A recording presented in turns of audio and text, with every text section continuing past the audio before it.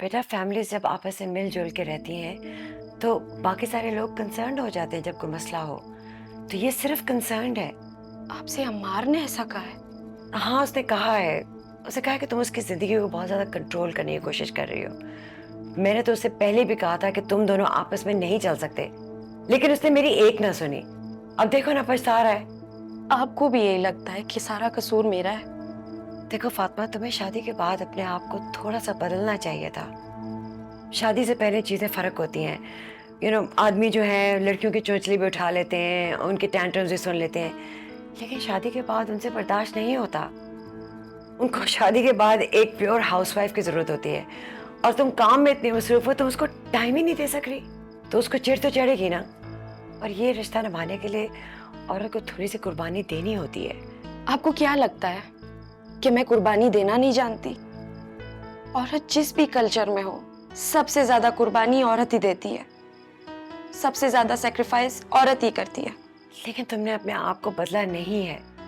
अगर तुमने अमार के साथ ये रिश्ता चलाना है तो तुम्हें अपने आप को थोड़ा बदलना होगा। और मैं कितना बदलूं अपने आप को? हालांकि आपसे किस तरह बात कर रही है, वो भी मेरे सामने। इसकी हिम्मत कैसी हुई आपसे ऐसे बात करने की? Natasha shut up. तुम दोनों एटलीस्ट चुप कर जाओ, मेरा दिमाग मत खाओ। और तुम चुप करके बैठ जाओ थोड़ी देर के लिए प्लीज। फातिमा तुम मुझे बताओ तुम क्या चाहती हो? मैंने क्या जानना है? आपका बेटा चाहता है कि उसके आने से पहले मैं इस घर से चली जाऊं। मेरे ख्याल में तुम्हारा ये डिसीजन बिल्कुल सही है।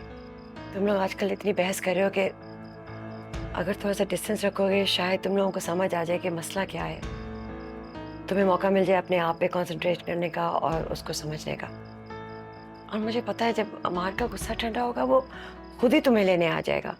आज मैं अपने आप को बहुत कमजोर महसूस कर रही हूँ। डोंट वरी, सब ठीक हो जाएगा। खाला जान जाने दें इसे, हमार आता ही होगा, गुस्से हो जाएगा इसे देख कर।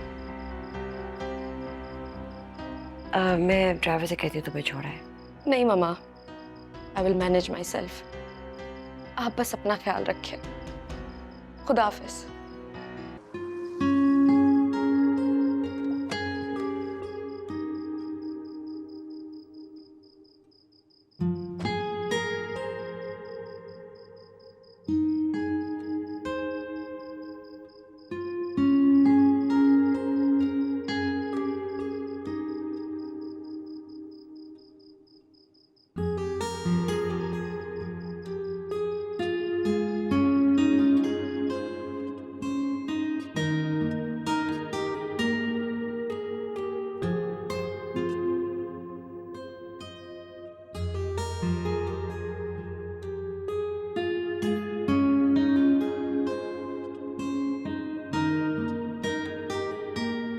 और तुम्हारी नजर में रोमांस का क्या मतलब होता है?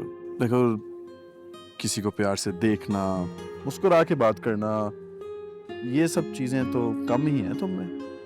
मोहब्बत में रोमांस आने में ना टाइम लगता है। मोहब्बत स्लोली एंड ग्रेजुअली ग्रो करती है, और ये एहसास आहिस्ता आहिस्ता बढ़ जाए ना तो उसे ट्रस्ट का नाम दिया जाता है।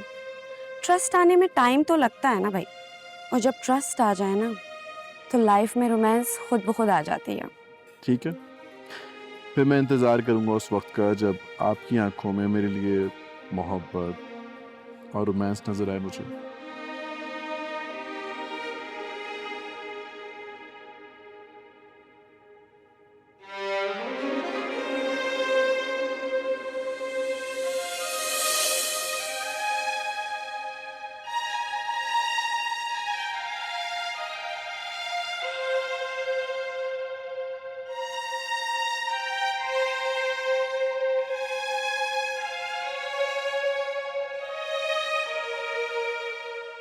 वैसे आपको क्या पता, कभी हुआ हो तो पता चले ना।